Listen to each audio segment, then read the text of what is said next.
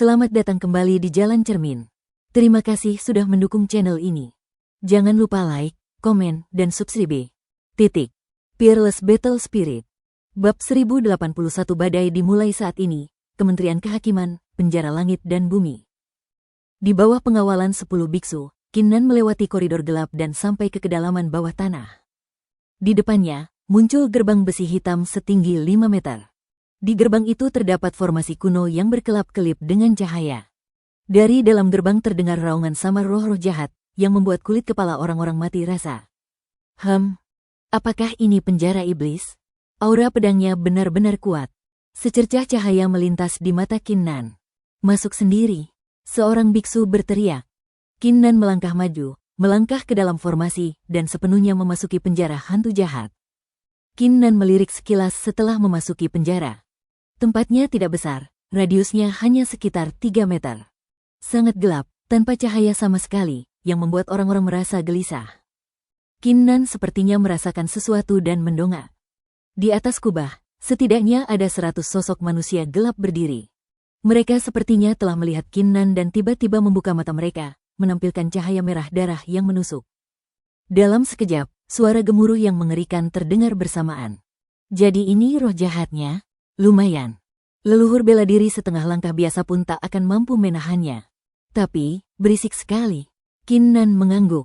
Sebelum roh jahat itu sempat bergerak, jiwa dewa perang tiba-tiba bangkit di belakangnya, memancarkan aura perang yang mengerikan.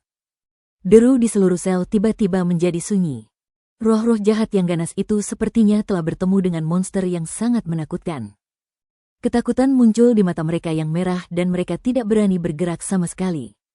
Jangan ganggu aku, Kinnan berkata dengan tenang, lalu duduk bersila, pikirannya menyebar seperti jaring. Pada saat yang sama, di aula Kementerian Kehakiman. Menteri Kehakiman duduk di kursi cendana berusia 1000 tahun, memegang secangkir teh spiritual, menyesapnya perlahan, wajahnya penuh kenyamanan. Terima kasih banyak atas bantuanmu kali ini, kata seorang pria parubaya yang anggun di samping Menteri Kehakiman sambil membungkuk. Dia adalah kepala keluarga Bai saat ini dan Perdana Menteri, Bai Xiangsheng. Yang mulia, Perdana Menteri, Anda terlalu sopan. Ini semua tanggung jawab saya. Tapi, Yang mulia, apa yang harus kita lakukan dengan Bai Qinglian? Tanya Menteri Kehakiman, entah sengaja atau tidak. HMPH, dia berani berkolusi dengan penjahat itu. Dia harus diberi pelajaran. Bai Xiangsheng bersinar dingin. Kali ini dia benar-benar marah. Tuan Xiangguo menyangkal. Sebelum Menteri Kehakiman menyelesaikan kata-katanya, tiba-tiba terdengar suara gemuruh yang keras. Menteri Kehakiman, Anda berani sekali. Bebaskan Kinnan segera. Jika tidak, saya akan meruntuhkan Kementerian Kehakiman Anda hari ini. Menteri Kehakiman dan Bai Xiangsheng keduanya tercengang. Kemudian mereka melihat Chen Rong berjalan di depan, diikuti sekelompok tetua, datang dalam iring-iringan yang megah. Meskipun ada banyak tentara dari Kementerian Kehakiman di sekitar mereka, tak seorang pun berani menghentikan mereka. Apa maksudmu? Apa kau dari istana Chen sedang merencanakan pemberontakan? Kukatakan padamu, apapun hubungan Kinnan dengan istana Chen, dia harus dijebloskan ke penjara hantu jahat. Ini juga perintah Ratu. Wajah Menteri Kehakiman menjadi gelap dan dia berteriak tegas, kenapa kau tidak mundur? Dengan dukungan Ratu, dia tidak takut pada orang-orang ini. Ratu. Chen Rong dan para tetua lainnya tercengang. Mereka tidak menyangka Ratu akan menyerang Kinnan. Tak lama kemudian, seringai muncul di sudut mulut Chen Rong dan yang lainnya. Jadi kenapa kalau dia ratunya? Kalau dia tahu latar belakang Kinnan, mungkin dia tidak akan berani menyerang Kinnan meski dia punya ratusan keberanian. Menteri Kehakiman dan Bai Xiangsheng mengerutkan kening, merasakan ada sesuatu yang salah. Secara logika, begitu Ratu terungkap, orang-orang dari keluarga Chen ini akan mundur. Mengapa mereka masih terlihat sedikit meremehkannya? Saat aku tengah memikirkan hal itu dalam benakku, tiba-tiba terdengar suara benturan keras dari kejauhan. Satu demi satu, prajurit api elit di dekatnya masuk dengan ekspresi membunuh di wajah mereka. Masing-masing dari mereka telah mencapai tingkat terpanas martial Sein, dan mereka terus berdatangan. Dalam waktu kurang dari 3 tarikan napas, halaman luas itu dipenuhi ratusan prajurit api elit. Bahkan para perwira dan prajurit dari Kementerian Kehakiman semuanya terkejut dan tidak berani mendekat atau bersuara. Pak Tua, berhentilah bicara omong kosong padaku. Kalau kau tidak mau mati, biarkan aku pergi. Terdengar suara dingin. Chen Changli mengenakan baju zirah dan berjalan perlahan ke arah mereka dengan aura yang menakutkan. Setelah menerima pikiran suci dari Chen Rong, dia segera mengerahkan prajurit api elit dari Chen Mansion dan menyerang langsung tanpa ragu-ragu. Namun, Chen Changli juga punya rencana. Dia dan Menteri Kehakiman selalu berselisih satu sama lain di pengadilan, jadi dia tidak sengaja mengungkapkan identitas Qin Nan. Jika Menteri Kehakiman tidak mengetahui apa yang baik untuknya dan tidak menyerahkan orang tersebut, ia dapat menghancurkan Kementerian Kehakiman. Ketika Kaisar menyelidiki, selama dia mengungkapkan identitas Qin Nan, dia tidak hanya akan terhindar dari hukuman, tetapi juga akan diberi hadiah. Menteri Kehakiman dan Bai Xiangxiang keduanya tampak terkejut. Mereka tidak pernah menyangka bahwa Chen Changli akan mengerahkan seluruh Chen Mansion untuk Qin Nan. Sekalipun Qin Nan seorang jenius, seharusnya tidak seperti ini kan? Chen Changli, Menteri Kehakiman menarik napas dalam-dalam dan berteriak, Qin Nan bersalah atas kejahatan keji. Dialah yang secara khusus ingin ditangkap oleh permaisuri. Jika kau berani memaksa masuk hari ini, kau akan dianggap tidak menghormati permaisuri dan kota terdekat. Sekalipun kau seorang jenderal hebat, kau takkan mampu menanggung akibatnya. Jenderal Chen, Qin Nan membunuh salah satu murid inti keluarga Baiku. Jika kau ingin menyelamatkannya, kau akan menjadikan keluarga Baiku musuh. Bai Xiangxiang berkata dengan dingin. Siapapun yang menyentuh murid-muridnya dari keluarga Bai akan dikenakan harga. Benar-benar. Bibir Chen Changli sedikit melengkung. Ketika para tetua keluarga Chen dan prajurit api melihat pemandangan elit ini, kekuatan orang suci di tubuh mereka mulai mengalir. Asal Chen Changli memberi perintah, mereka akan mulai bertarung. Namun, pada saat ini, sesuatu yang aneh terjadi. Menteri Personalia telah tiba. Menteri Pendapatan telah tiba. Menteri Perang telah tiba. 3 teriakan membelah langit. Tak lama kemudian, seorang pria tua berambut putih, seorang pria parubaya dengan gaya sederhana, dan seorang pria parubaya berambut panjang dengan bekas luka di wajahnya, berkumpul.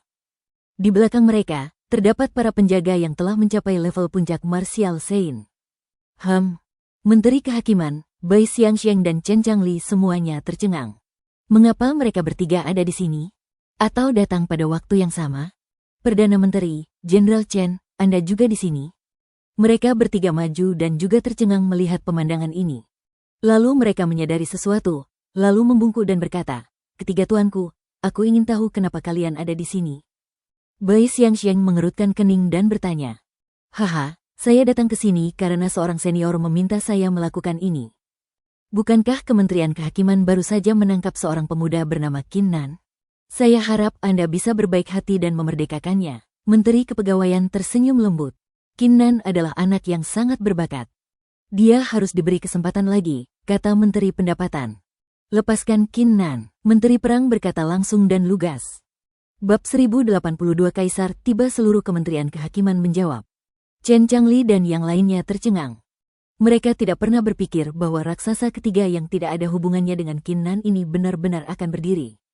Ekspresi Bai Xiangxiang sedikit berubah. Menurut Menteri Kehakiman, butiran keringat sudah muncul di dahi. Sekadar menghalangi Chen Mansion sudah cukup membuatnya tampak sombong, dan kini ada 3 pejabat yang pangkatnya sama di dekatnya datang pada waktu yang sama. Hal ini membuat Menteri Kehakiman memikirkan apa yang baru saja dikatakan Qin Nan, dan dia merasa sedikit kesal. Siapa sangka yang berkumpul dengan Qin Nan akan menimbulkan masalah sebesar itu. Jika dia tahu ini, dia pasti akan mencari alasan untuk mengelak dari tanggung jawabnya, bahkan jika itu perintah ratu. Tapi sekarang, apa yang harus dia lakukan? Raja Wu telah tiba. Raja Mo telah tiba. Pada saat ini, suara tajam menggema di seluruh Kementerian Kehakiman.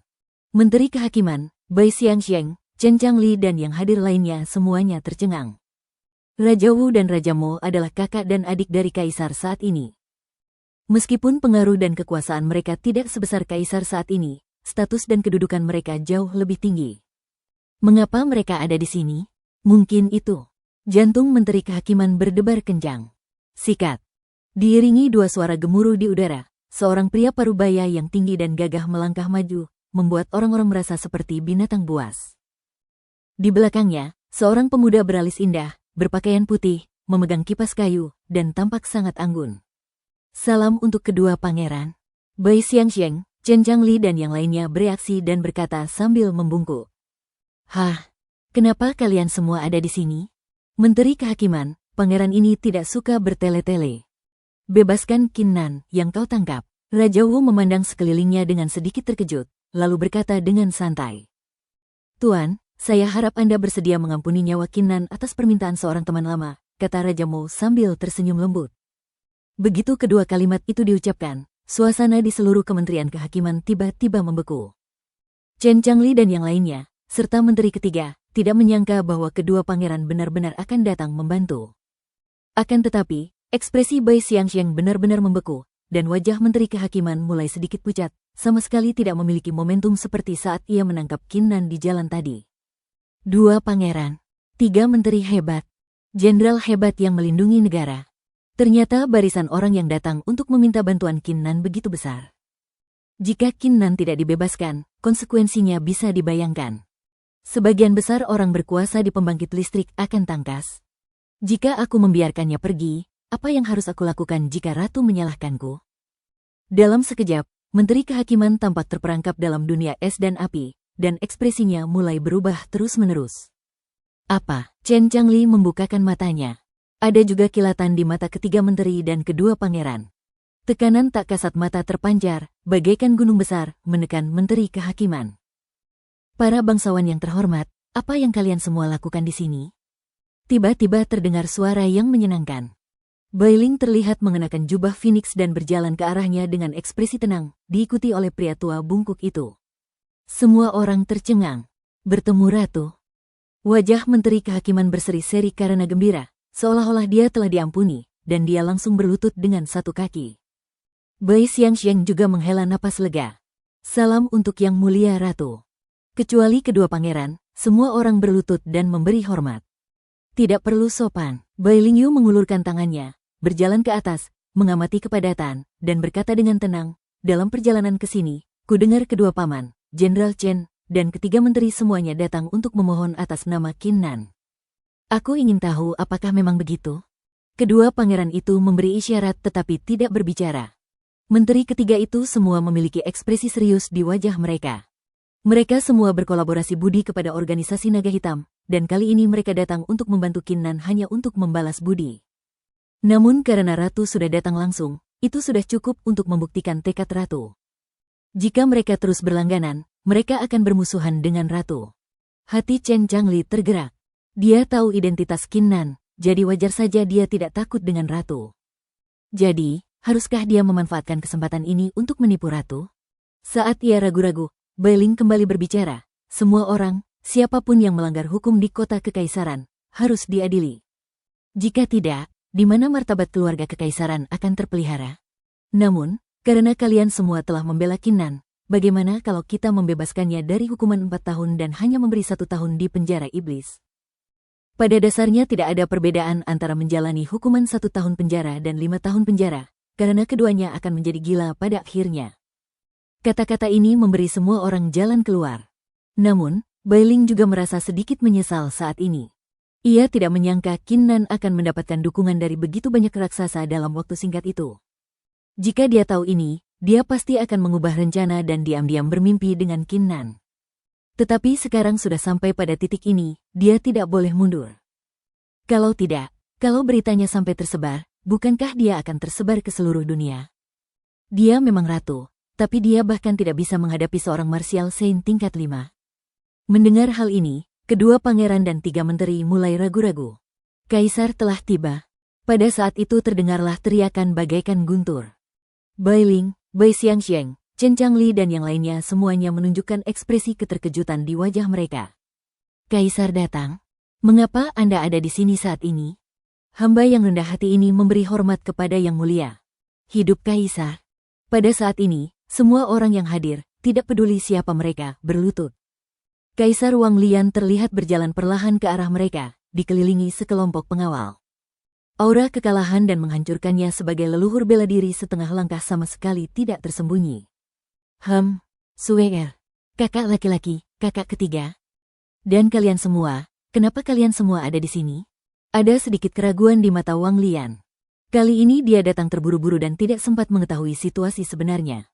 Kedua pangeran dan ketiga menteri itu semuanya merasakan ketakutan di hati mereka, otak mereka bekerja dengan cepat. Menurut mereka, Kaisar harus berpihak pada ratu. Jika ratu mengatakan beberapa patah kata lagi, bahkan dengan status mereka, kemungkinan besar kaisar akan kesal. Menteri Kehakiman dan Bai Xiangxiang sedikit gembira. Sekarang kaisar telah tiba, semuanya akan baik-baik saja. Yang mulia, baru saja hari ini, seorang pria bernama Qin Nan, karena marah, membunuh Bai Qi, murid inti keluarga Bai, di jalan. Menteri Kehakiman kemudian menangkap Qin Nan. Diperkirakan tanpa, Jenderal Besar Negara memimpin pasukannya untuk mengepung Kementerian Kehakiman, memaksa mereka untuk membebaskannya. Kedua pangeran dan 3 menteri, yang tak tahan dengan kejadian ini, datang untuk campur tangan. Bai Ling berkata tanpa tersipu atau berdebar jantungnya. Perkataannya membawa kebaikan bagi kedua pangeran dan ketiga menteri dan melimpahkan semua kesalahan kepada Chen Changli. Chen Changli dan semua orang di keluarga Chen mencibir dalam hati mereka ketika mendengar ini, tetapi tidak membantahnya. Kedua pangeran dan 3 menteri itu menghela napas lega. Oh, jadi. Jenderal Chen, aku tidak membayangkan kau ada secara teknis dengan Qin Nan. Wang Lian tersenyum dan berkata, kebetulan aku juga ada kondisinya. Aku datang ke sini kali ini untuk meminta Kementerian Kehakimanmu membebaskannya. Ketika kata-kata ini diucapkan, kedengarannya seperti guntur di telinga setiap orang. Kaisar, benar-benar datang untuk membantu Qin Nan? Bab 1083 Naga Hitam tiba semua orang yang hadir, kecuali Chen Changli, termasuk Ratu Bai Ling, Perdana Menteri Bai Xiangxiang, Menteri Kehakiman, Pangeran Wu dan Pangeran Mu, serta Menteri ketiga. Semuanya memiliki ekspresi yang menenangkan di mata mereka. Karena mereka tidak pernah menyangka bahwa Kaisar akan datang membantu Qin Nan. Raja Wu, Raja Mo, dan Menteri ketiga tiba-tiba merasakan sedikit penyesalan di hati mereka. Jika mereka tahu ini akan terjadi, mereka seharusnya berdiri teguh dan tidak hanya membalas budi naga hitam, tetapi juga berdiri di pihak Kaisar. Yang paling disesalkan adalah Ratu Bai Ling, Bai Xiangxiang dan Menteri Kehakiman. Untuk menghadapi Qin Nan yang kecil, dia merasakan 2 kekuatan besar, Kaisar dan Jenderal Besar, yang sama sekali tidak sepadan. Yang mulia, awalnya, masalah ini seharusnya tidak mengganggu Anda. Sayangnya, setelah saya tiba, Permaisuri dan para bangsawan lainnya menghalangi saya dengan segala cara. Lebih jauh lagi, menurut pemahaman saya, Bai Qilah yang memimpin 5 Master Martial Saint level 5 untuk mengepung Qin Nan. Qin Nan melawan, dan saat itulah ia secara tidak sengaja membunuh Bai Qi. Chen Changli melirik Bai Ling dan yang lainnya dengan nada menggoda, lalu membungkuk dan berkata, terlebih lagi, bagi Chen Changli, akan lebih baik lagi jika Kaisar tidak muncul. Ia akan langsung memimpin pasukannya untuk melindungi Kementerian Kehakiman dan menyelamatkan Qin Nan. Ini tidak hanya akan sangat membantu Qin Nan, tetapi juga akan membuat Qin Nan semakin marah kepada Ratu dan yang lainnya. Sekarang Kaisar sudah ada di sini, kita tidak bisa melakukan ini lagi. Lagi pula, tidak ada orang yang bodoh. Tatapan Wang Lian berubah dingin, tapi dia tidak marah. Ia hanya tersenyum dan berkata, Qin Nan ini bisa melawan 6 orang sendirian. Dia tampak jenius. Menteri Kehakiman, apa yang masih kamu lakukan? Ya, aku akan melepaskan Qin Nan sekarang. Menteri Kehakiman bereaksi, mengangguk sedikit gugup, dan berlari tergesa-gesa menuju penjara langit dan bumi. Adapun Ratu Bai Ling, Bai Xiangxiang, kedua pangeran, dan yang lainnya, mereka berdiri di sana, merasa sedikit canggung. Mereka tidak tahu harus mengatakan apa dan hanya bisa menunggu Qin Nan keluar dan merespons. Saat ini, di koridor menuju penjara hantu jahat, ada 10 prajurit yang berjaga di sini, dengan wajah tidak sabar. Aku benar-benar tidak mengerti apa yang memikirkan orang dewasa. Kenapa mereka ingin kita menonton di sini? Kalau kita masuk penjara hantu jahat, jalan buntu, itu hanya buang-buang waktu. Mereka semua mengeluh, tetapi pada saat itu, mereka melihat sesosok tubuh yang mendekat. Mereka langsung terkejut dan berdiri tegak. Orang dewasa. Ada sedikit keraguan tentang mata prajurit itu. Apa yang Anda lakukan di sini, Tuan? Cepat, buka penjara iblis untukku. Kalau kau menundanya, aku akan membuatmu membayarnya. Menteri Kehakiman meraung. Mendengar ini, prajurit itu tercengang. Mengapa Anda membiarkan Qin Nan pergi tanpa alasan? Tanpa memberi mereka waktu untuk berpikir, prajurit itu bereaksi cepat, mengeluarkan token, dan memberikan kekuatan Martial Saint ke dalam diri mereka.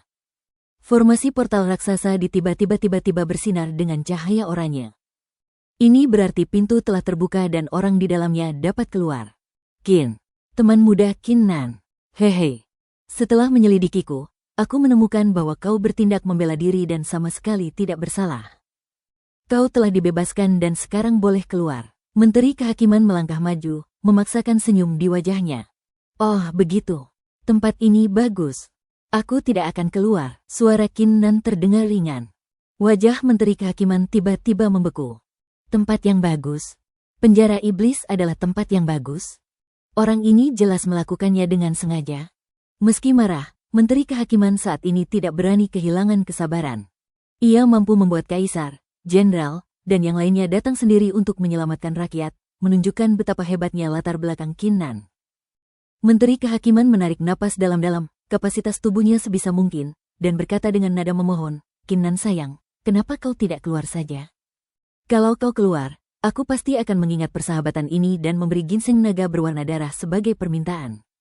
Ke-10 prajurit itu benar-benar tercengang. Apakah ini masih menjadi Menteri Kehakiman menurut kesan mereka? Ingatkan kau saat aku bilang jangan menangkap baik King Lian? Aku sudah bilang aku akan membuatmu menyesal. Sekarang, jika kau ingin aku keluar, caranya sangat mudah. Mohon saja, Qin Nan mencibir di penjara hantu jahat. Mereka menangkapnya sesuka hati dan melepaskannya sesuka hati. Menurutmu dia itu apa?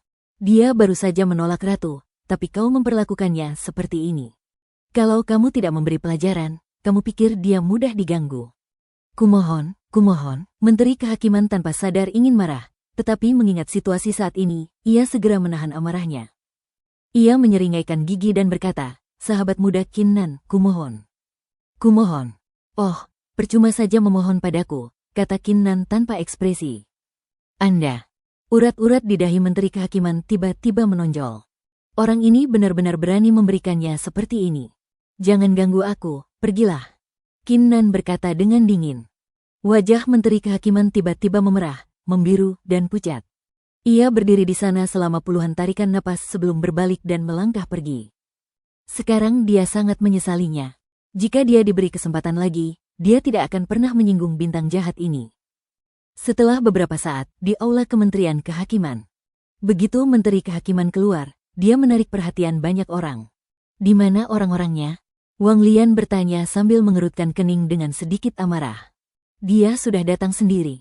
Mungkinkah sekelompok orang ini masih berani menahan Qin Nan? Ratu Bailing, Bai Xiangxiang dan yang lainnya juga mengubah ekspresi mereka. Yang mulia, Menteri Kehakiman hampir menangis. Di bawah muncul begitu banyak orang berkuasa, ia terpaksa menelan ludah dan berkata, Qin Nan. Qin Nan bilang dia sangat nyaman di penjara iblis. Dia tidak mau keluar. Begitu kata-kata itu diucapkan, para raksasa yang hadir tercengang. Hanya mata Chen Changli yang berbinar. Qin Nan tidak mau keluar, yang berarti Qin Nan sudah kehilangan kesabarannya. Sepertinya dia tidak perlu mengatakan apa-apa lagi. Kali ini, Ratu dan yang lainnya mungkin dalam masalah. Wang Lian juga tercengang, lalu tertawa terbahak-bahak dan berkata, sungguh nyaman berada di penjara hantu jahat. Sudah lama kita tidak bertemu orang semenarik ini di Nanzhou. Ayo, bawa aku ke penjara hantu jahat. Aku akan pergi dan mengundangnya langsung. Ya, penjaga kedua itu segera menanggapi. Kemudian, di bawah pimpinan Wang Lian, sekelompok raksasa dari Nanzhou mengancam menuju penjara hantu jahat dengan cara yang perkasa. Namun, yang tidak diketahui Wang Lian, Ratu Bailing, Bai Xiangxiang dan yang lainnya adalah bahwa pada saat ini, di perbatasan Nanzhou. Gokil. Disertai ledakan dahsyat, sebuah kapal mengalahkan raksasa yang panjangnya lebih dari 100 kaki dan tampak seperti naga hitam raksasa menyerang dan turun, menyebabkan ratusan mil di bawahnya hancur berkeping-keping. Dan angin kencang menyapu ke segala arah. Di kapal itu berdiri sekelompok sosok yang berjajar rapi, semuanya adalah anak buah Black Dragon. Meskipun mereka tertekan di Nanzhou, aura mereka masing-masing sangat menakutkan. Laporkan, 5 anggota naga hitam baru saja tiba di kota kekaisaran. Seorang biksu naga hitam berlari dan berbicara kepada Panglima Naga Hitam. Baiklah, benar. Sampaikan perintahnya. Percepatlah secepat mungkin dan segera tiba di kota kekaisaran Provinsi Selatan. Saudara-saudara, dengarkan dan bersiaplah untuk membunuhnya. Panglima Naga Hitam menjilat bibir. Badai baru saja dimulai. Bab 1084, meninggalkan seseorang penjara hantu jahat surga dan bumi. Puluhan prajurit itu mengamati Wang Lian, Bai Ling, Bai Xiangxiang dan yang lainnya yang melangkah ke arah mereka, dan begitu ketakutan hingga lutut mereka lemas dan mereka tergeletak di tanah. Mereka raksasa seperti kaisar, permaisuri, jenderal besar, dan seterusnya. Dalam keadaan normal, hanya acara besar seperti upacara pemujaan Buddha yang memungkinkan orang berkumpul bersama. Tetapi sekarang, mereka semua datang ke penjara hantu jahat, hanya untuk seorang pemuda yang berada di tingkat kelima martial Sein. Sahabatku Kinnan, ini kaisar saat ini, permaisuri, perdana menteri, 2 pangeran, dan 3 menteri. Chen Changli mempercepat langkahnya dan berjalan ke pintu penjara hantu jahat sambil berbicara. Oh, suara samar terdengar dari dalam pintu. Para raksasa yang hadir tercengang. Mereka tidak menyangka sikap Kinnan begitu dingin. Beraninya kau tidak menghormati kaisar, teriak kedua pengawal di puncak seni bela diri itu dengan tegas. Sudahlah, tidak perlu formalitas seperti itu. Wang Lian mengacungkan tangannya, melihat ke arah gerbang hitam, dan berkata sambil tersenyum, Kinnan sayang, kejadian ini semua salah Kementerian Kehakiman. Aku telah menghukum Menteri Kehakiman dan telah memberikan keadilan kepadamu. Sekarang kamu boleh keluar, dan kita akan kembali ke istana untuk berbicara. Ada sedikit kesan rumit dan enggang di mata Phoenix Bailing. Pada titik ini, tidak ada yang bisa dilakukannya. Maaf, aku tidak akan keluar. Kinnan menolak tanpa ragu. Tidak mau keluar? Pada saat ini, tidak hanya semua orang yang hadir tercengang, tetapi Wang Lian juga tercengang. Kau tahu, sekarang setelah keadaannya begini, Kinnan tidak akan terus membuat masalah, kan? Mata Wang Lian berkilat tidak senang, tetapi ia tidak marah. Sebaliknya, ia bertanya, mengapa kamu tidak pergi? Kinnan mencibir dan berkata, Yang Mulia, Anda bilang Anda telah menegakkan keadilan untuk saya. Baiki membunuh saya, tapi dia hanya bertindak atas perintah Bailing dan hanya dijadikan kambing hitam. Jika Anda benar-benar menginginkan keadilan dan ingin saya dibebaskan dari penjara iblis, tuntutan saya sederhana. Pada titik ini, dia berhenti sejenak. Lalu berkata dengan nada mengejutkan, biarkan Bailing menghancurkannya sendiri dan menggunakannya untuk meminta maaf. Begitu kata-kata ini diucapkan, ekspresi Wang Lian, Bailing, Bai Xiangxiang, Raja Wu, Raja Mo dan lainnya berubah. Kinnan ditangkap dan dijebloskan ke penjara hantu jahat. Tentu saja mereka tahu siapa dalangnya. Namun, mereka tidak pernah berpikir bahwa Kinnan benar-benar akan membiarkan Bailing menghancurkannya sendiri. Lucu sekali. Bailing adalah ratu. Sekalipun ia melakukan kesalahan, mustahil baginya untuk meninggalkan pemikirannya. Kalau tidak, jika berita ini menyebar ke seluruh Nanzu, keluarga kerajaan tidak akan punya reputasi lagi. Bailing, Bai Xiangxiang dan Menteri Kehakiman tidak marah, malah gembira. Kinnan ini benar-benar bodoh, berani mengatakan hal seperti itu dalam situasi seperti ini. Ini jelas merupakan hasutan bagi Kaisar Wang Lian. Dengan cara ini, masalahnya pasti akan terbalik. Seperti yang diperkirakan, wajah Wang Lian tiba-tiba berubah dingin. Tekanan dari leluhur bela diri setengah langkah melonjak dan mengamuk di koridor ini, membuat semua orang yang hadir dapat merasakan amarahnya dengan jelas. Alasan mengapa dia maju untuk membantu Kinnan kali ini adalah, pertama, untuk membalas budi kehadiran naga hitam, dan kedua, dia curiga bahwa Kinnan pasti memiliki latar belakang tertentu, jadi dia menunjukkan mentalitas untuk memenangkannya. Namun, Kinnan ini benar-benar meminta ratu untuk mengabaikannya di depannya.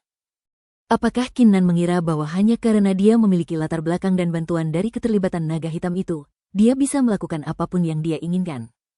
Anda harus memahami bahwa Chen Zilai, yang saat ini menduduki peringkat ketiga dalam daftar kaisar, adalah santo pelindung Nanzu. Dulu, banyak pasukan bintang 2 di Zhongsu tidak berani datang ke Nanzu untuk membuat masalah. Dari mana kamu, Kinnan, mendapatkan kepercayaan diri itu? Kamu masih muda dan bodoh, jadi kamu tidak punya kesadaran diri. Aku memberikan satu kesempatan terakhir. Keluarlah dan minta maaf pada Bailing. Aku akan melupakan masalah ini, kata Wang Lian dingin, dan setiap kata yang diucapkannya bagaikan guntur. Kinnan tertawa bahak mendengarnya. Haha, cara yang luar biasa untuk membuatku minta maaf, cara yang luar biasa untuk melupakan masa lalu. Ngomong-ngomong, biar ku tegaskan ini, jika kau bertekad melindungi Bailing dan tidak membiarkan menghancurkannya sendiri hari ini, maka aku akan menghancurkan kota kekalahanmu. Saat hukuman terakhir dijatuhkan, aura pembunuh yang mengerikan datang dari penjara hantu jahat ini. Kinnan meminta Bailing untuk berhenti menghormati demi menghormati Chen Buhui dan Chen Zilai. Karena Kaisar dan yang lainnya tidak bersedia, tidak perlu dikatakan lagi. Ratu Bailing, Bai Xiangxiang, Pangeran Wu, Pangeran Mo, dan beberapa menteri tercengang. Mereka tidak menyangka Qin Nan berani mengucapkan kata-kata sombong dan bodoh seperti itu. Chen Changli sangat gembira. Jika Qin Nan mendirikan dinasti, akankah keluarga Chen mereka mampu mengambil alih kekuasaan? Bagus, bagus, bagus, sungguh bagus. Selama bertahun-tahun ini, aku belum pernah melihat orang sepertimu. Beraninya kau meminta ratu untuk menenangkan dirinya dan menghancurkan kota sepanjang tahun. Kalau begitu aku ingin melihat bagaimana kau menghancurkan kota sepanjang tahun ini. Urat dahi Wang Lian memelotot, matanya dingin. Ia berkata, ikuti perintahku. Buka penjara hantu jahat secara ekstrim dan tahan Qin Nan selama 100 tahun. Dia tidak boleh dibebaskan sebelum 100 tahun. Setelah berkata demikian, dia menjentikkan lengan bajunya, berbalik dan bersiap pergi. Ratu Bailing, Menteri Kehakiman, dan yang lainnya sadar kembali, bibir mereka sedikit melengkung, merasa sangat bahagia. Qin Nan ini benar-benar membuat kaisar marah. Sekalipun Qin Nan memiliki latar belakang, ia pasti tidak akan mampu menjanjikan keadaan dalam 100 tahun ke depan. Namun, pada saat ini, di atas pengetahuan langit dan bumi, seorang pria berpakaian hitam tiba-tiba muncul dari tidurnya, lalu menurunkan pedang panjang di tangannya. Energi pedang yang cemerlang dan agung tiba-tiba tertutup. Para prajurit Kementerian Kehakiman, para prajurit elit api yang berkumpul, dan yang lainnya, tak sempat bereaksi ketika mendengar ledakan keras. Pedang energi ini memotong jurang sedalam lebih dari 30 kaki di dalam bumi, membelah ruang bawah tanah menjadi dua. Bai Ling, Bai Xiangxiang, kedua pangeran dan beberapa menteri, yang berada di koridor bawah penjara langit dan bumi, merasakan hawa dingin di tubuh dan pikiran mereka ketika melihat koridor itu tiba-tiba terputus. Lindungi Kaisar. Kedua penjaga itu berteriak dan berdiri di depan, satu di sebelah kiri dan satu di sebelah kanan. Wang Lian, yang layak menjadi kaisar saat ini, bereaksi sangat cepat. Cahaya keemasan bersinar di matanya. Ia mendongak dan berkata, siapakah Anda, Yang Mulia? Mengapa Anda menghancurkan penjara langit dan bumi Kementerian Kehakiman kami? Suara mendesing. Seorang pria berpakaian hitam terbang dari langit menuju koridor. Pria itu mengenakan kerudung hitam, dan di dadanya terdapat pola naga hitam. Dia mengabaikan Wang Lian dan melihat ke arah gerbang hantu jahat. Orang-orang naga hitam? Wang Lian mengerutkan kening. Ratu Bailing, Bai Xiangxiang dan raksasa lainnya juga bereaksi dan mengerutkan kening. Naga hitam adalah salah satu dari dua kekuatan utama di medan perang Lian Huang, jadi mereka tentu saja tidak asing dengannya. Tapi kenapa orang-orang naga hitam ada di sini? Apakah ini untuk Qin Nan? Tepat ketika pikiran itu muncul di benak Wang Lian dan yang lainnya, mereka mendengar pria bertopeng itu berteriak dengan suara rendah, keluar, orang itu ada di sini. Pengecut, pengecut, pengecut. 4 sosok lainnya jatuh bersamaan. Tingkat pemukulan yang ditunjukkan setiap orang adalah setengah langkah leluhur bela diri. Murid mata Wang Lian sedikit mengecil, dan dua pengawal di sekelilingnya langsung menegangkan, seolah-olah sedang menghadapi musuh besar. Izin, kelima bangsawanku, apakah kalian kesini karena Qin Nan? Tanya Wang Lian ragu-ragu. Baiklah, kau seharusnya menjadi kaisar, kan? Silakan minggir. Kelima pria itu mengangguk, berjalan lurus melewati mereka, dan tiba di portal hitam besar. Ekspresi keempat pria yang tidak mengenakan kerudung itu tiba-tiba berubah dan menjadi penuh hormat. Kakak Nan, kita sudah sampai. Hanya 6 kata, tapi bagaikan guntur. Bab 1085, tentara mendekat kelimanya adalah tokoh setingkat Diaken di antara naga hitam, dan pemetaan asli mereka hanya sekitar tingkat keempat leluhur bela diri. Wajar bagi mereka untuk memanggil Qin Nan, saudara Nan, ketika mereka melihatnya. Namun, kata-kata saudara Nan mengubah ekspresi Kaisar Wang Lian, Bai Ling, Bai Xiangxiang, dan lainnya. Apa identitas Qin Nan? Bagaimana dia bisa begitu dihormati oleh biksu naga hitam kelima ini? Saudara Nan, apa yang harus kita lakukan selanjutnya? Tanya kelima biksu naga hitam. Ambil 3 batang dupa dan nyalakan, kata Qin Nan dengan tenang. Kelima biksu naga hitam mengangguk, lalu segera mengambil 3 dupa dan menyalakannya. Gumpalan asap bercampur aroma harum mengepul dan melayang-layang. Demi kenalan lama kita, aku akan memberikan 3 dupa terakhir untuk dipertimbangkan. Jika Bai Ling tidak melepaskannya sebelum waktunya habis, kota kekalahanmu akan hancur, kata Qin Nan. Kelima biksu naga hitam itu tiba-tiba berkilau, dengan ekspresi membunuh di wajah mereka. Qin Nan, apakah kamu benar-benar ingin melakukan ini? Wajah Wang Lian menjadi pucat. Tentu saja, ia tidak takut pada kelima biksu naga hitam ini, karena mereka adalah keluarga kerajaan dan memiliki banyak penjaga di alam leluhur bela diri setengah langkah. Berurusan dengan orang kelima ini bukanlah masalah besar, tetapi jika perang benar-benar pecah, hal itu akan menyebabkan kerugian besar bagi kekuasaan kota. Qin Nan, yang berada di penjara hantu jahat, tersenyum ringan dan terlalu malas untuk mengatakan kata pun. Apakah dia keterlaluan? Bai Ling telah menangkapnya, dan jika dia tidak luar biasa, dia pasti sudah mati sejak lama. Mungkinkah pada akhirnya, hanya karena identitas Bai Ling, dia akan musnah? Mustahil. Ekspresi Ratu Bai Ling, Bai Xiangxiang dan lainnya agak jelek. Nada bicaramu keras sekali. Kau masih ingin menghancurkan kota kekuasaan kita? Apa kau pikir hanya 5 leluhur setengah langkah bisa berbuat sesuka hati di provinsi selatan ini? Pada saat ini, terdengar tawa dingin. Saya melihat 7 lelaki tua terpaku naga putih berjalan ke arah saya. Aura mereka masing-masing setengah langkah ke alam marsial leluhur. Wali. Ketika Wang Lian, Bai Ling dan yang lainnya melihat pemandangan ini, mereka segera membungkuk dan memberi hormat. Yang disebut penjaga adalah orang-orang yang menjaga kota kekaisaran Nanzhou. Mereka biasanya mengasingkan diri dan hanya akan muncul jika ada orang kuat yang setengah langkah lagi dari ranah leluhur bela diri datang untuk menyerang kota kekuasaannya. Aku akan melunasi hutangku padamu nanti. Tetua menonjolkan Bai Ling dengan tajam, lalu kembali menatap kelima biksu berjubah hitam dan berkata dengan dingin, kami tidak ingin bermusuhan dengan kalian, para naga hitam, tapi kalian, para naga hitam, jangan anggap kami mudah ditindas. Bagaimana kalau kita semua mundur? Kelima biksu naga hitam menunjukkan ekspresi jelek di mata mereka. Masih ada 2,5 batang dupa yang tersisa. Suara Qin Nan terdengar samar. Anak muda yang sombong. Sepertinya tidak ada ruang untuk negosiasi. Kalau begitu jangan salahkan aku karena kejam. Cahaya dingin berkilat di mata lelaki tua yang memimpin, dan ia tiba-tiba mengubah telapak tangan menjadi cakar dan mencengkeramnya. Cahaya suci yang kuat keluar dari tubuh keenam lelaki tua lainnya. Karena kita tidak bisa melanjutkan pembicaraan, sebaiknya kita bertindak dulu dan mengalahkan kelima orang ini agar mereka tahu betapa hebatnya kita. Pada saat ini, sesuatu yang aneh terjadi. Gokil. Rasanya seperti ada tinju kuno raksasa yang menabrak, menimbulkan ledakan dahsyat yang mengguncang bumi.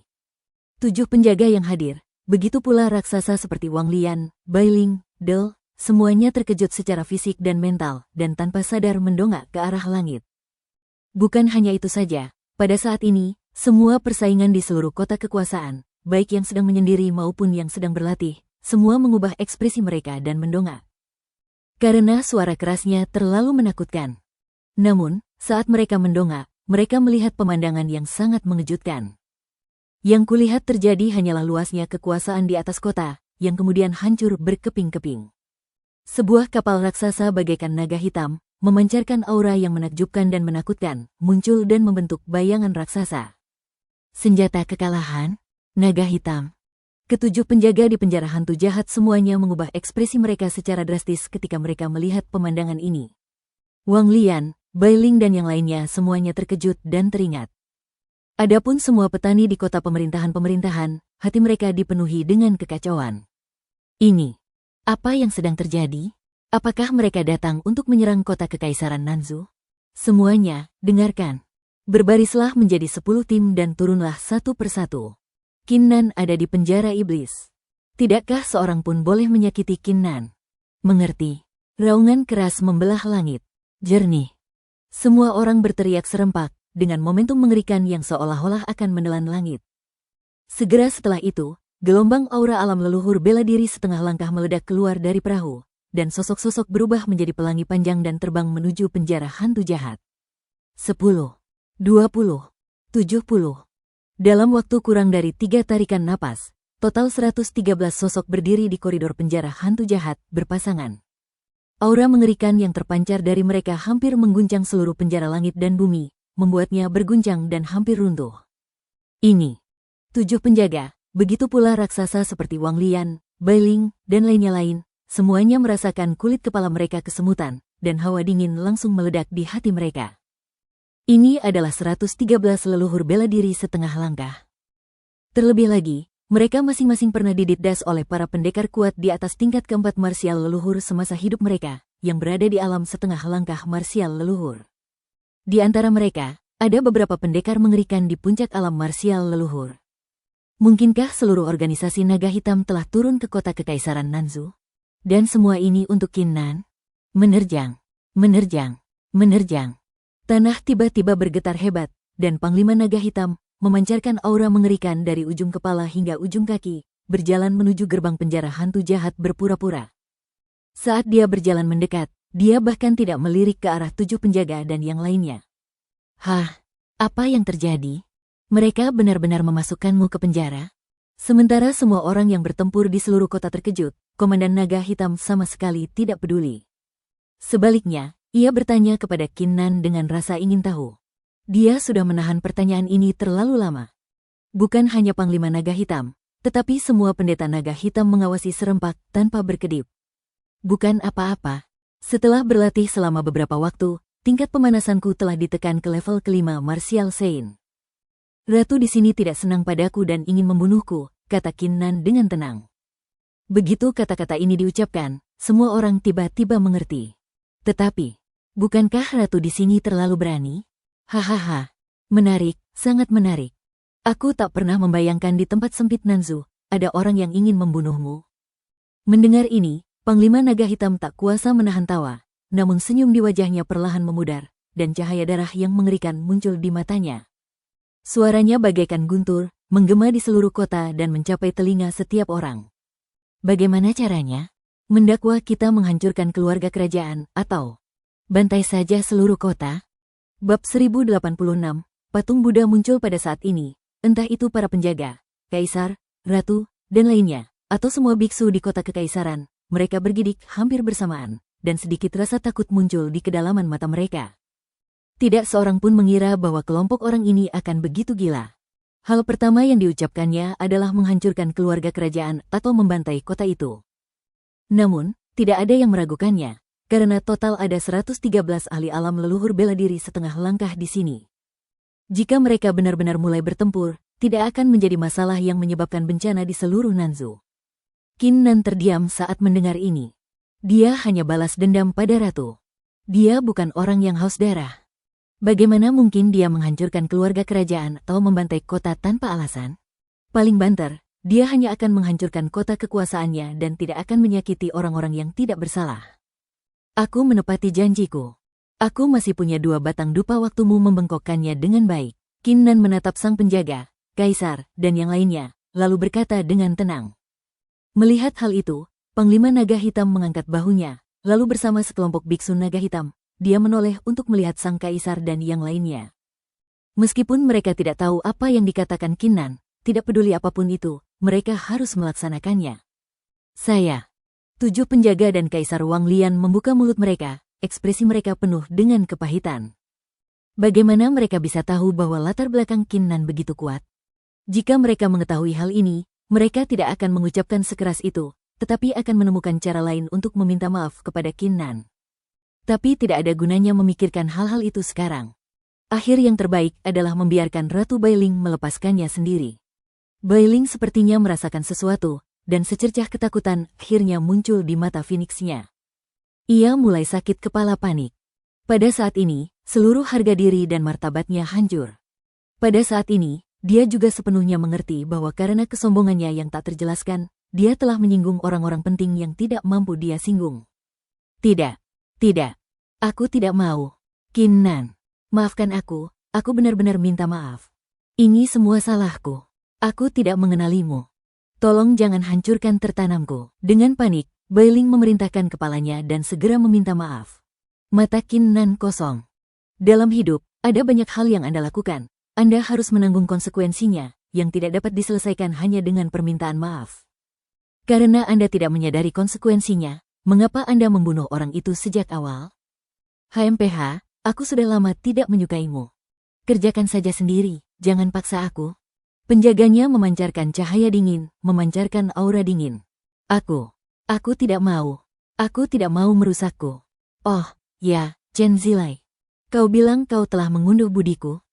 Tolong selamatkan aku cepat. Bailing mundur beberapa langkah, tiba-tiba teringat sesuatu, dan berteriak keras. Kau sendiri yang melakukannya, dan kau masih ingin Chen Zi menyelamatkanmu? Tatapan mata sang penjaga berubah dingin, dan kekuatan leluhur bela diri setengah langkah tersisa. Jika Chen Zilai khawatir karena masalah ini, akan lebih banyak masalah daripada keuntungannya. Namun, pada saat kritis ini, dengung-dengung-dengung, samar-samar suara lantunan Buddha bergema dari kedalaman yang dikumpulkan di seluruh kota dan mencapai telinga setiap dicintai. Patung raksasa yang berdiri di tengah kota kerajaan mulai memancarkan cahaya keemasan yang sama sekali tidak menyilaukan dan terasa hangat. Ketakutan dan teror yang ada di hati semua petani di kota pemakaman lenyap, dan segalanya menjadi sangat damai. Ini, patung Buddha muncul. Itu patung Buddha yang muncul. Itu senior Chen Zilai, kita terselamatkan. Haha, rumor itu benar. Saat kota kekaisaran Nansu kita dalam bahaya besar, senior Chen Zilai akan melindungi kita. Tak terhitung banyaknya biksu yang tiba-tiba menyeringai, wajah mereka penuh kegembiraan. Di dalam hati mereka, Chen Zilai adalah seorang legenda, sosok yang bagaikan dewa. Asal Chen Zilai muncul, semuanya akan mudah ditangani. Yang ketiga dalam daftar kaisar, Buddha Chen Zilai. Panglima Naga Hitam dan para pendeta Naga Hitam lainnya semua memiliki pandangan serius di mata mereka. Tetapi mereka tidak kehilangan ketenangan mereka, karena pemandangan ini sudah sesuai dengan harapan mereka. Panglima Naga Hitam menarik pandangan dan melirik Qin Nan, hanya untuk menemukan bahwa ekspresi Qin Nan masih setenang udara. Hal ini membuatnya penasaran. Sekarang Chen Zilai telah tiba, apa yang akan dipilih Qin Nan? Ketujuh penjaga, begitu pula Kaisar Wang Lian, Bai Xiangxiang, kedua pangeran dan raksasa lainnya, semua memasang ekspresi terkejut di wajah mereka, karena mereka tidak pernah menyangka bahwa panggilan Bailing benar-benar akan membuat Chen Zilai khawatir. Hanya Chen Changli yang memiliki senyum pahit di wajahnya. Jika dia tidak serakah saat itu, mungkin Chen Zilai si jenius ini, yang bermarga sama dengannya, tidak akan membantu Bailing, kecuali keluarga Chen mereka. Hahaha, Qin Nan, kau ingin aku berhenti berlangganan? Itu hanya khayalan. Kukatakan padamu, Chen Zilai menyertakan budi padaku, dan aku tak setuju membiarkan menghancurkanmu. Kau yang memaksaku melakukan semua ini. Ketakutan di wajah Bailing menghilang, digantikan oleh ekspresi mengerikan. Karena dia sudah menggunakan bantuannya, mengapa tidak membiarkan Chen Zilai membunuh semua penjahat ini? Diam. Raungan mengerikan meledak dari langit, dan seberkas cahaya Buddha jatuh dari langit dan mendarat di Bailing, menyegelnya hidup-hidup. Mata Phoenix Bailing tiba-tiba menyusut menjadi jarum. Yang lainnya juga tercengang. Yang terlihat hanyalah patung Chen Zilai yang besar, dengan kedua tangan tergenggam, sepasang mata bak Buddha, menunduk, dan berkata sambil tersenyum masam, Amitabha, dermawan Qin Nan, aku tak mengira kita akan bertemu di sini. Aku sungguh menyesal atas apa yang terjadi kali ini. Begitu kata-kata itu diucapkan, semuanya menjadi sunyi. Senyum di wajah semua pendeta membeku dalam sekejap. Tujuh penjaga, Kaisar Wang Lian dan raksasa lainnya juga dipenuhi kejutan. Tubuh Bailing yang terkurung mulai bergetar hebat. Ini, apa yang sedang terjadi? Chen Zilai, legenda Nansu mereka dan sekarang Buddha di aula peringkat Kaisar Zongzu, benar-benar meminta maaf atas Qin Nan. Bahkan Naga Hitam dan kelompok pendetanya pun bingung. Biasanya, Qin Nan hanya jenius ke-52 dalam daftar kaisar, sementara Chen Zilai adalah jenius ketiga. Perbedaan antara keduanya bagaikan langit dan bumi. Bagaimana mungkin Chen Zilai meminta maaf kepada Qin Nan? Qin Nan menatap patung besar itu dengan ekspresi tenang. Ini agak tak terduga. Aku tak menyangka wanita ini akan membuatmu khawatir. Kenapa? Kau muncul langsung? Apa kau mencoba menghentikanku? Semangat juang yang luar biasa melonjak dari tubuh Qin Nan. Matanya bagaikan pisau. Dia membiarkan Bailing menghancurkannya sendiri alih-alih membunuhnya karena dia memiliki hubungan baik dengan Chen Zilai dan Chen Buhui. Jika Chen Zilai masih ingin berhenti dalam keadaan seperti itu, maka dia tidak punya hal lain untuk dikatakan. Hanya satu kata, perang. Bab 1087, akhir sebab dan akibat Panglima Naga Hitam dan semua biksu agung sedikit terkejut.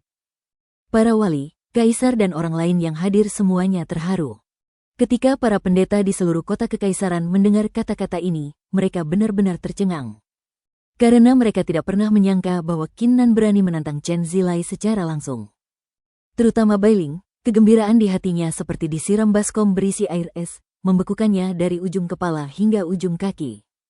Dari sikap Qin Nan, ia tahu bahwa identitas Qin Nan jauh lebih mengerikan dari yang dibayangkannya. Donor Qin Nan, Anda salah paham. Ratu telah membuat kesalahan, dan dia harus membayarnya. Donor Qin Nan, Anda bisa berbelas kasih kepada saya, dan saya sangat berterima kasih. Chen Zilai menangkupkan kedua tangannya, mantapnya kepala, lalu menatap Bailing. Lakukan sendiri. Meskipun ia seorang Buddha dan misinya adalah menyelamatkan semua makhluk hidup, ini tidak berarti bahwa orang harus langsung dimaafkan jika mereka melakukan perbuatan jahat. Cahaya Buddha pada Bailing menghilang, dan dia bisa bergerak lagi. Anda. Tubuh Bailing bergetar hebat, dan dia menunjuk Chen Zilai, terdiam lama. Akhirnya, ia menyingkirkan gigi dan menamparkan dantiannya dengan satu telapak tangan.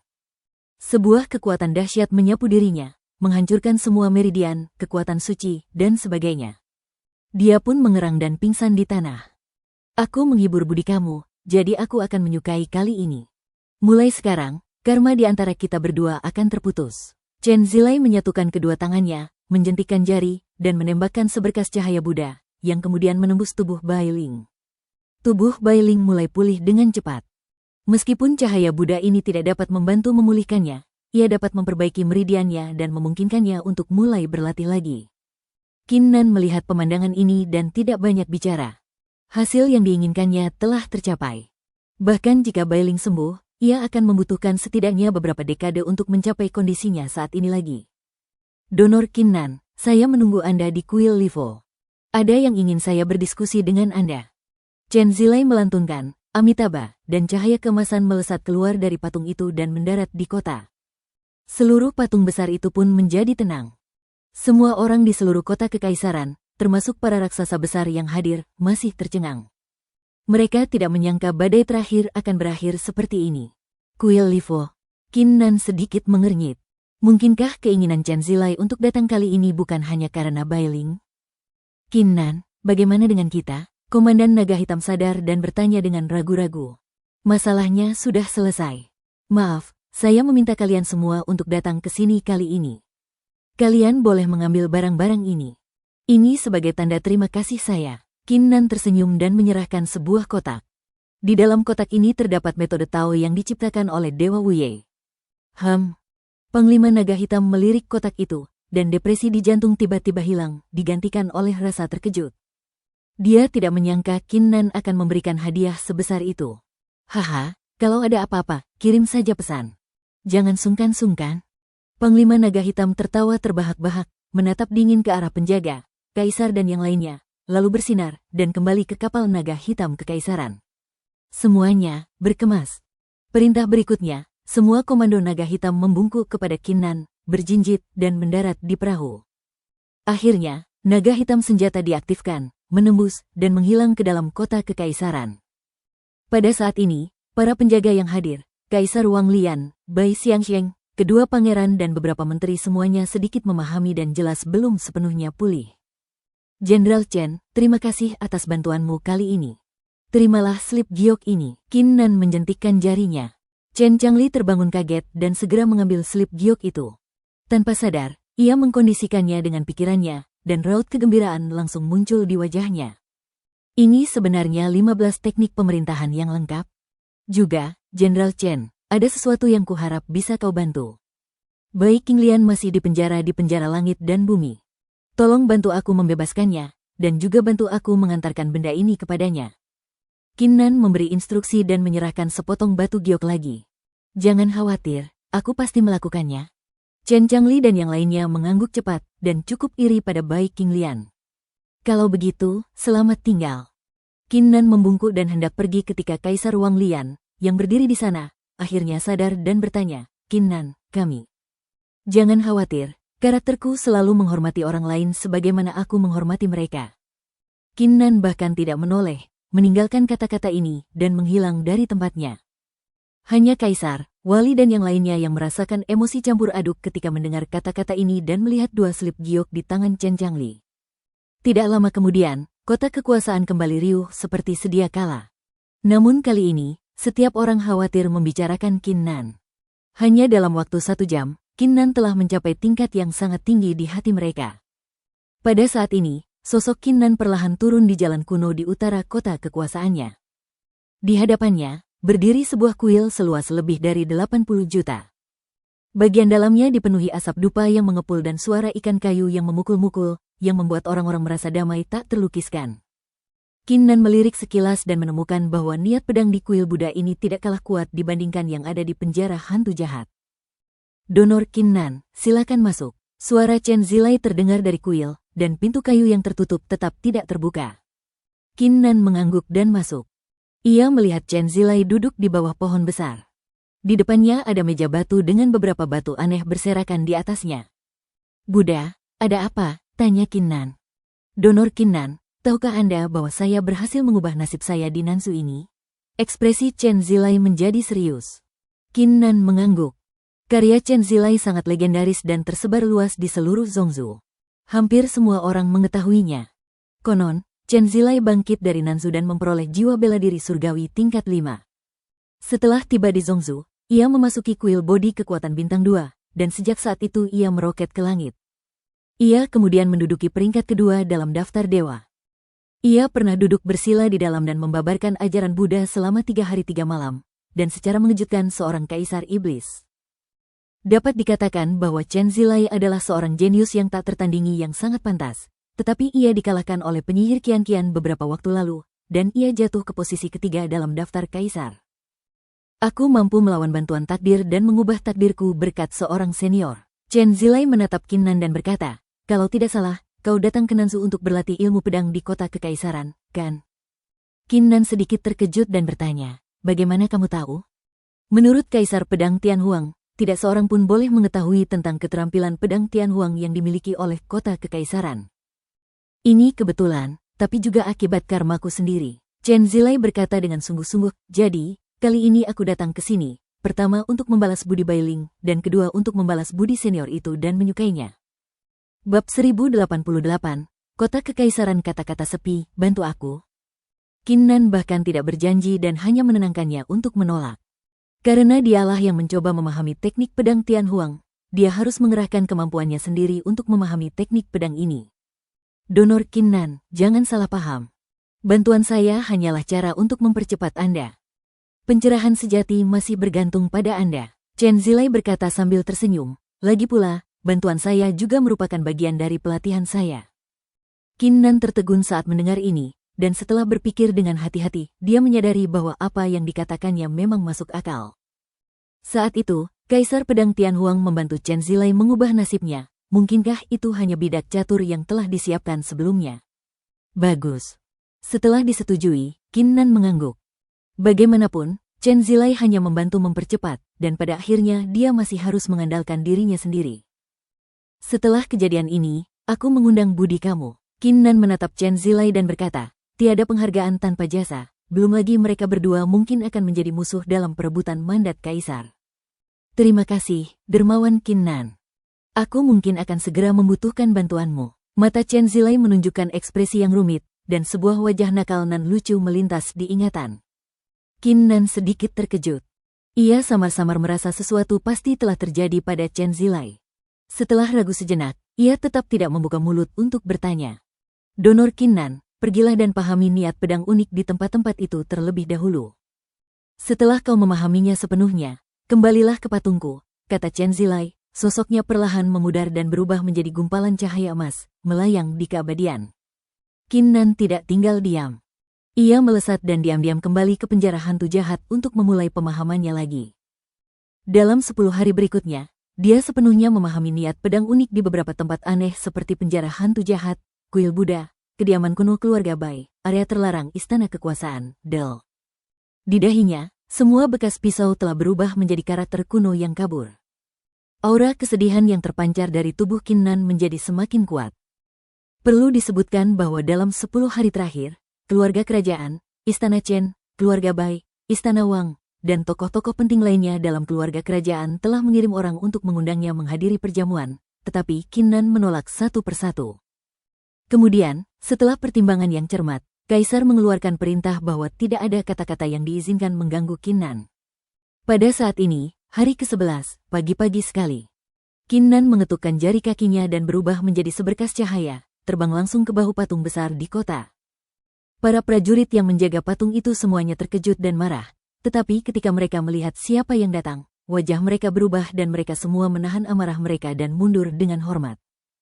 Donor Kinnan, ayo kita mulai sekarang. Patung itu mulai memancarkan cahaya keemasan, dan Chen Zilai pun terbangun. Oke, Kinnan mengangguk, murid kiri Dewa Perang bergerak, dan pikirannya terfokus sepenuhnya. Sebab dan akibatnya bersifat siklus, dunia tidak memiliki hukum, 10.000 Buddha berjalan menyelamatkan dunia tanpa batas. Chen Zilai menangkupkan kedua tangannya dan mengeluarkan suara nyaring, yang mengejutkan banyak biksu di kota pemerintahannya. Kemudian, cahaya Buddha yang menyilaukan memantul dari telapak tangan, menyebar ke seluruh kota pemerintahan bagai banjir. Mata Qin Nan menunjukkan sedikit kejutan. Karena dia melihat semua pihak yang berkepentingan di seluruh kota kekuasaannya telah menghilang. Setiap jalan, setiap bangunan, setiap pohon, dan setiap batu di sini berkilauan dengan aura pedang yang samar. Dari pertunjukan, kota itu tampak seperti kota yang dipenuhi aura pedang. Terlebih lagi, niat pedang di Chen Mansion, keluarga Bai, istana kekaisaran, penjara hantu jahat, kuil Buddha, menara dupa, dan tempat-tempat lain tampak berwarna abu-abu hitam, unik, sangat menyilaukan, dan sangat kental. Donor Qin Nan, apakah Anda sudah menemukan penjelasannya? Tanya Chen Zilai. Dia tidak terlihat, dia hanya melakukannya sesuai dengan metode yang diajarkan pendahulunya. Jadi begitu. Qin Nan mengangguk, menutup matanya, dan mengingat semua yang telah dialaminya di kota kekuasaan ini. Pemahaman samar yang pernah ada di dalam hatinya menjadi jelas sepenuhnya. Tangannya mulai menunjuk satu jari demi satu jari, dan setiap jari mendarat di tempat baru. Jalanan pertama kali menghadapi konflik. Xiang Lo butuh bantuan. Terjadi pertengkaran besar di kediaman Chen. Batu itu bertemu ratu di paviliun. Penjara itu dipenuhi amarah. Selamat tinggal Buddha Wudao. Saat jari terakhirnya jatuh, sebuah pemandangan mengejutkan muncul. Pedang-pedang di seluruh kota peninggalan berkumpul dengan liar menuju jalan kuno, menara dupa, istana Chen, dan tempat-tempat lainnya. Hingga akhirnya, semua pedang di jalan kuno, menara dupa, gerbang istana Chen, paviliun Baixuan, penjara hantu jahat, dan di luar kuil Livo berubah menjadi pelangi panjang dan membumbung tinggi ke langit. Seolah-olah ada hantu kuno di dalam kegelapan, yang menyimpan niat pedang tak terhingga, berubah menjadi kuas besar, menulis goresan satu demi satu, menitikannya, dan akhirnya membentuk karakter besar yang samar-samar terlihat. Kekurangan. Namun, semua pihak yang berkuasa di kota kekuasaan tidak melihat pemandangan ini. Mereka hanya melihat Qin Nan berdiri di bawah Chen Zilai, dan patung itu bersinar dengan cahaya keemasan. Haha, itu benar. Qin Nan tertawa keras. Segala sesuatu yang dialaminya di kota kemunduran ini memiliki makna dan merupakan suatu bentuk pelatihan. Setelah dia sepenuhnya memahami niat pedang di tempat-tempat unik ini, dia dapat memobilisasi niat pedang di seluruh kota, dan akhirnya sampai pada kesadaran dan mengilhami kata pembohong. Namun, kemunculan Chen Buhui memungkinkannya untuk mengurangi satu langkah dan mempercepat proses. Sangat mengesankan. Situasi sehebat ini baru awal dari pelatihan. Kekuatan supernatural senior itu di luar imajinasiku. Chen Zilai tak kuasa menahan diri untuk tidak mengaguminya. Dia secara alami dapat melihat kata Huang, dan dia juga dapat melihat bahwa kata Huang ini hanyalah sebuah pintu. Hanya dengan menyerap seluruh maksud pedang dari kata Huang, Anda dapat mulai benar-benar memahaminya. Apakah hal itu dapat terwujud atau tidak, masih belum. Berkatmu kali ini, aku tak akan bicara lagi. Aku akan mengasingkan diri, kata Qin Nan sambil menggenggam tangan. Bagus sekali, Chen Zilai mengangguk. Qin Nan menarik napas dalam-dalam dan menuangkan seluruh kesadarannya ke dalam karakter kuno yang kabur di antara kelopak mata. Kata di antara epilog juga harus Huang. Hanya melalui kata Huang, ini seseorang dapat sepenuhnya menyerap maksud pedang dari kata Huang di kota tersebut. Namun, pada saat ini, sesuatu yang aneh terjadi. 4 bayangan naga muncul di dada Qin Nan dan mulai saling melilit. Di tengah bayangan naga tersebut, terdapat angka yang terus berubah. Qin Nan dan Chen Zilai keduanya tercengang. Peringkat kaisar telah berubah saat ini.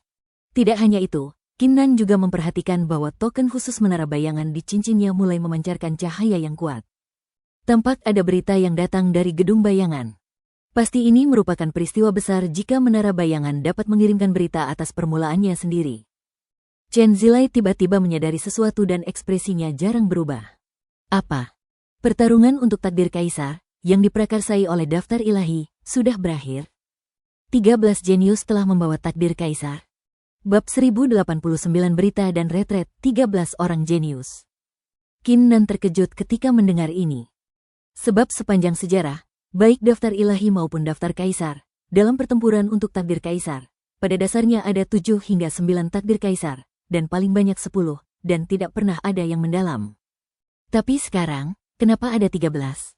Qin Nan dan Chen Zilai saling berpandangan dan melihat kilatan cahaya ilahi di mata masing-masing.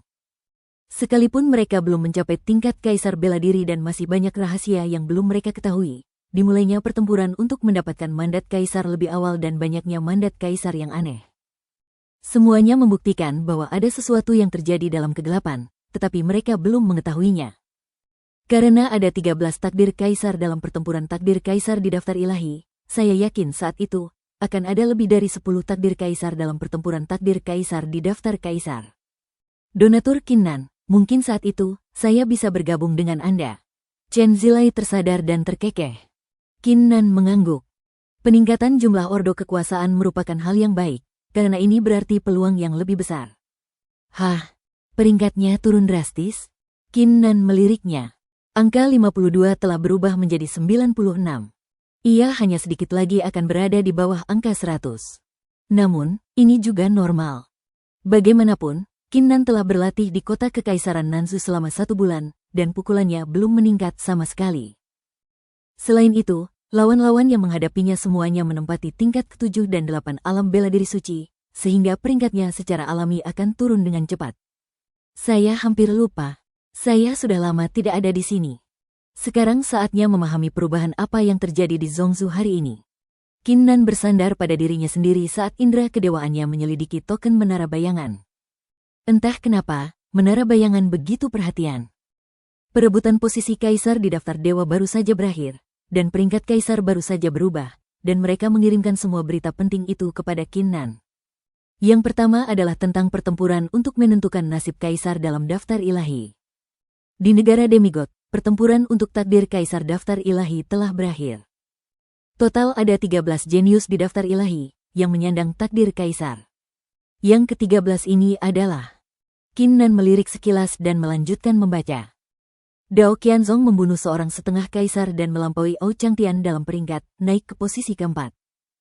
Ao Changtian diketahui masih belum mendapat kabar dan keberadaannya, sehingga peringkatnya turun ke posisi kelima. Seorang yang terlibat secara misterius tanpa wajah membunuh 2 murid sejati Kuil Body, dan peringkatnya melonjak dari peringkat 15 ke peringkat 8. Ia kini menjadi target tingkat emas nomor 1 Kuil Body. Jika ia membunuh mereka, Kuil Body akan menghadiahkan peta yang dapat mengubah takdirnya dan menjadi roh bela diri surgawi tingkat 4. Taoist Dead telah muncul kembali di Zhongzhou, membunuh 2 putra kaisar, serta 3 murid sejati dari Istana Changyu, Aliansi Ilahi Wuji, dan Villa Iblis Jatuh. Peringkatnya telah melonjak ke posisi ke-11 dalam peringkat kaisar. Ia kini diburu oleh Kaisar Agung, dan hidup atau matinya tidak diketahui. Si King Fan kembali dari alam setengah dewa dan kini telah menghilang ke bagian terdalam istana fantasi Piao Miao. Ia diduga telah memasuki jalan abadi Piao Miao yang terlarang, bersiap untuk berjuang mencapai tingkat setengah kaisar di bulan terakhir.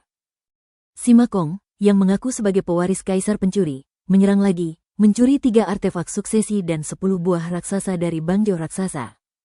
Dalam perjalanan, ia dikejar oleh orang peringkat ke-9 dalam peringkat kaisar, tetapi akhirnya lolos tanpa cedera. Penggarap api misterius Fang Changqing mengalahkan 3 murid sejati Sekte Api sendirian, dan akhirnya memenangkan api Nether kuno Sekte Api, dan peringkatnya di daftar kaisar naik ke posisi ke-12. Sebulan yang lalu, ikan kaisar diserang oleh kekuatan misterius di kedalaman dan musnah. Semua muridnya kini telah kembali. Namun, Qin Nan, mantan kepala puncak manusia Akademi Kaisar Naga, masih hilang, dan peringkatnya di peringkat kaisar telah turun ke posisi 96. Qin Nan memandang mereka satu demi satu. Meskipun beritanya tidak lagi menimbulkan kegaduhan di seluruh Zhongzhou dan tidak banyak orang yang memperhatikannya, tetapi dengan membaca kata-kata orang lain, dia dapat membuat sketsa ringkasan gambaran indah dalam ingatan. Dalam gambar-gambar ini, para jenius bersinar, mengalahkan lawan-lawannya dan membuat gebrakan. Hal ini membuat pertempuran darah di tubuh Qin Nan mendidih. Era telah dimulai, dan semua jenis jenius bersaing satu sama lain. Semangat juang yang membara di tulangnya membuatnya ingin melangkah ke panggung ini, berhadapan dengan semua jenius, dan menumpahkan darahnya.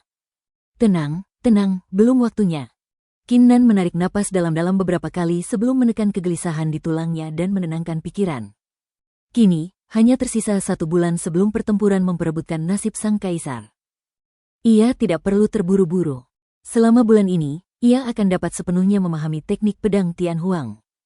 Saat perang dimulai, ia akan terbang ke angkasa dan bersaing dengan para jenius ini. Donor Qinnan, apakah Anda bersiap untuk mengasingkan diri? Chen Zilai, yang berdiri di samping, sepertinya menyadari sesuatu. Yah, lain kali kita bertemu, kita mungkin akan jadi saingan. Bibir Qinnan sedikit melengkung saat dia berkata, mungkin kita juga akan berteman. Haha, aku sangat menantikan bagaimana pelindung Qinnan akan bersinar dalam pertempuran memperebutkan takdir kaisar ini. Cahaya Buddha bersinar di mata Chen Zilai, dan dia berbicara dengan tulus. Di Zhongzu saat ini, selain Qinnan, tidak ada orang lain yang dapat disebut anomali oleh daftar kaisar. Selamat tinggal. Qinnan menangkupkan kedua tangannya, dan kata samar, liar, di antara pemeliharaan diaktifkan sepenuhnya. Keinginan.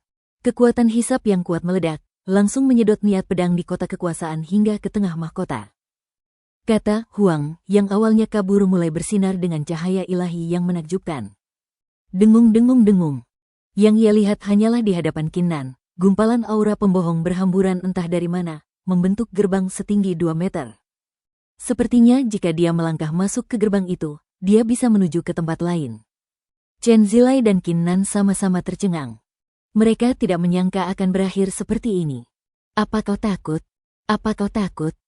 Jika kau berani melangkah masuk ke pintu ini, kau akan kalah memikirkanmu, kau akan kehilangan tubuhmu, kau akan kehilangan kesadaran spiritualmu, hatimu akan hancur, kau akan terjatuh ke dalam kesunyian tak berujung, kau akan. Suara serak dan menusuk terdengar, seperti setan yang sedang mengumpat. Ekspresi Chen Zilai sedikit berubah. Hanya mendengar suara ini saja sudah membuatnya merinding. Namun, sebelum suara itu selesai, Qinnan mengangkat kakinya dengan wajah tanpa ekspresi dan melangkah masuk ke pintu. Anda. Suara serak dan parau itu tampak sedikit mengejutkan. Berhenti bicara omong kosong dan mulai. Qinnan bahkan tidak menoleh dan menghilang melalui pintu. Hehehe, menarik, kamu memang berani dan tak kenal takut, tapi jangan mengecewakanku. Suara serak dan parau itu mengundang serangkaian tawa aneh. Bang! Tiba-tiba, pintu itu meledak, berubah menjadi garis-garis cahaya berwarna kapur yang melingkar dari kaki Qinnan hingga kepalanya. Tak lama kemudian, dari kejauhan, sosok Qinnan tak lagi terlihat, melainkan seperti manusia batu. Batu berbentuk manusia itu terbang ke angkasa dengan suara mendesing. Bab 1090 Perang Awal, Huang berarti kehancuran dan pemusnahan. Saya menciptakan teknik pedang ini dengan menyempurnakan ingatan 30 Kaisar Agung. Dengan menggunakan batu simbiotik, saya mengalami semua kesulitan dan tampilan yang alami. Jika kamu ingin mengerti, kamu harus mengubah dirimu menjadi batu, tenggelam dalam dunia fana, dan mengamati perubahan dunia serta perubahan matahari dan bulan. Namun, jika kamu kurang berbakat dan tekadmu lemah, kamu mungkin akan berakhir mengubah dirimu menjadi batu dan kehilangan dirimu sendiri. Suara tua dan mendominasi dalam pikiran Qinnan untuk waktu yang lama. Hehehe, akulah roh alam pembohong, dan sekarang aku akan mengubahmu menjadi batu. Suara serak dan menekan itu terdengar lagi, dan kemudian Qinnan merasakan suatu kekuatan dahsyat dan misterius mengalir ke dalam pikirannya, seakan menarik keluar pikiran spiritualnya. Tidak lama kemudian, Qinnan sepenuhnya berubah menjadi batu. Menarik. Aku tidak mengira teknik pedang Tianhuang ini bahkan tidak memiliki satu kata pun. Teknik ini sepenuhnya bergantung pada batu terpencil ini untuk memahami semuanya. Qinnan memeluk dirinya sendiri, merasakan dirinya saat ini dan dunia ini. Pikirannya perlahan menjadi tenang dan hening. Setelah sekian lama, seekor elang api tingkat keempat Martial Sein melihat batu berbentuk manusia itu terbang dari kejauhan. Ia mendesis, membuka cakarnya yang tajam, meraih batu itu, terbang ke pegunungan, dan melemparkannya ke dalam gua. Sarang monster? Bagaimana aku bisa memahaminya? Qinnan terdiam saat dia melihat segala sesuatu di dalam gua melalui batu. Namun, ia kini telah menjadi batu dan tidak bisa bergerak sama sekali. Ia hanya bisa menenangkan diri dan terus memahami. 2 hari kemudian, Qinnan terkejut dan menyadari bahwa meskipun ia berada di dalam gua, ia dapat merasakan semua yang terjadi di seluruh pegunungan. Pertarungan antar monster, penjelajahan para pertarungan, dan perhitungan antar satu sama lain memberikan beberapa wawasan. Namun, masa-masa indah itu tidak berlangsung lama. Pada hari ketiga, perang pecah di pegunungan. 5 santo iblis saling berebut urat nadi naga, menyebabkan langit runtuh dan bumi retak. Pada akhirnya, mereka menarik santo bela diri manusia, yang menunggu dan menghabisi mereka bersama-sama. Beberapa murid di bawah komando Santo Bela Diri Manusia ini sedang mencari harta karun di pegunungan. Seorang anak laki-laki berstatus rendah dengan penampilan halus menemukan batu aneh milik Kinnan dan kemudian membawanya kembali. Di dunia ini, kita seharusnya mengikuti arus saja. Setiap tempat adalah pemandangan yang indah. Setinggi atau serendah apapun tingkat menghancurkan mereka, kata dan perbuatan mereka mungkin mengandung kebenaran yang mendalam. Hanya saja kita kekurangan sepasang mata untuk menemukan mereka. Kinnan tidak ingat, tapi tampak mengerti. Pemuda tampan itu membawa Kinnan kembali ke sebuah keluarga seni bela diri terbesar di kota. Namun, status pemuda itu tidak terlalu tinggi. Hingga suatu hari, pemuda tampan itu dikalahkan dengan kejam. Ia terbaring di tempat tidur, tak menangis, dan tak berdaya untuk bergerak, matanya dipenuhi kebencian.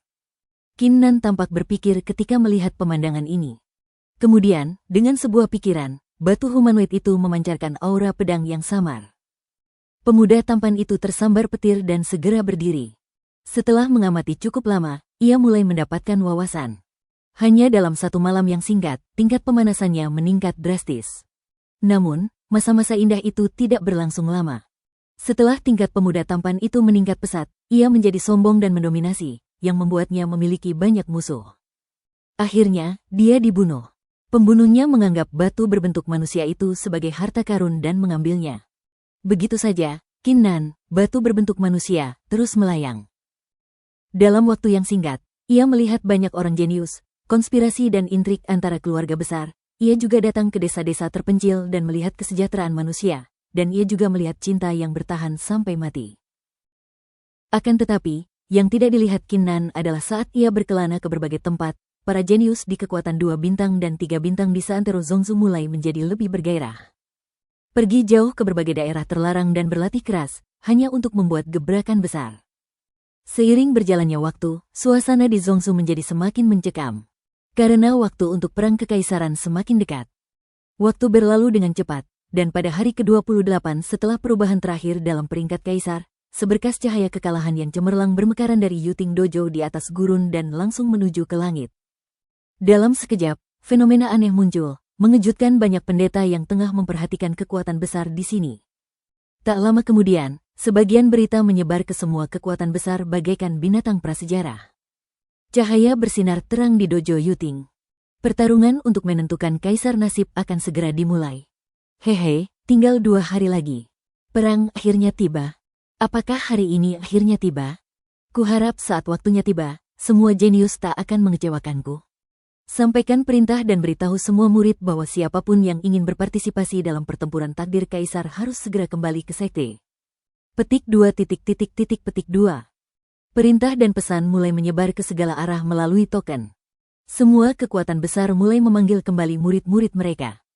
Lagi pula, sebelum pertempuran untuk menentukan nasib sang kaisar, mereka akan menyiapkan ramuan, senjata ajaib, jimat, dan sebagainya bagi para pengikutnya untuk memastikan bahwa mereka akan memiliki banyak cara untuk menghadapi masa perang.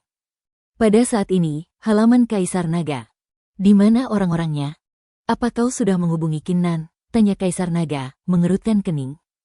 Tidak ada respon dari tokennya. Wajah cantik Kaisar Iblis ekor 9 juga menunjukkan sedikit kekhawatiran. Dia memang masih hidup, tapi aku tidak yakin di mana dia. Aduh, Kaisar Naga mendesah dan mengerutkan kening. Jangan khawatir, Kinnan pasti akan kembali. Kilin kegelapan berkata dengan tenang, bukankah masih ada 2 hari sebelum pertempuran untuk takdir kaisar? Baiklah, kuharap tidak terjadi sesuatu yang tidak diharapkan. Kaisar Naga mengangguk. Saat gempa seluruh Zongzu, waktu terus berlalu. 2 hari kemudian, di sebuah kota di Nanzhou. Hei, jangan lewatkan kalau kamu lewat. Pernah melihat batu seaneh itu? Kakak, kukatakan kamu, pasti ada harta karun di dalamnya. Seorang pedagang menarik seorang pemuda dan berbicara tanpa henti. Baiklah, aku akan membelinya, oke? Pemuda itu begitu kesal hingga dia mengangguk setuju. Nya, penglihatanmu tajam. 10 yuan batu sudah cukup. Si pedagang tersenyum gembira. Pemuda itu memancarkan dingin, melemparkan batu 10 yuan, dan membawa batu aneh berbentuk manusia itu di bahunya, berjalan menuju keluarganya. Di tengah perjalanan, ia tak kuasa menahan rasa sedikit kesal. Ia benar-benar kehilangan akal sehatnya tadi. Mengapa ia menghabiskan 10 yuan untuk membeli batu seperti itu? Mungkinkah si penjual sialan itu telah menggunakan suatu trik untuk membuatnya bingung? Semakin pemuda itu memproduksinya, semakin besar kemungkinan hal itu terjadi. Ia menjadi marah dan ingin kembali dan membuat masalah bagi pedagang itu. Namun, pada saat ini, suara klik kecil terdengar dari batu berbentuk manusia itu. Pemuda itu terkejut dan mengamati sekeliling dengan curiga, akhirnya menatap batu berbentuk manusia yang dibawanya. Mungkinkah suara ini berasal dari batu ini? Mungkin itu. Apakah ini benar-benar harta karun? Klik. Suara sesuatu yang terdengar lagi. Bersambung.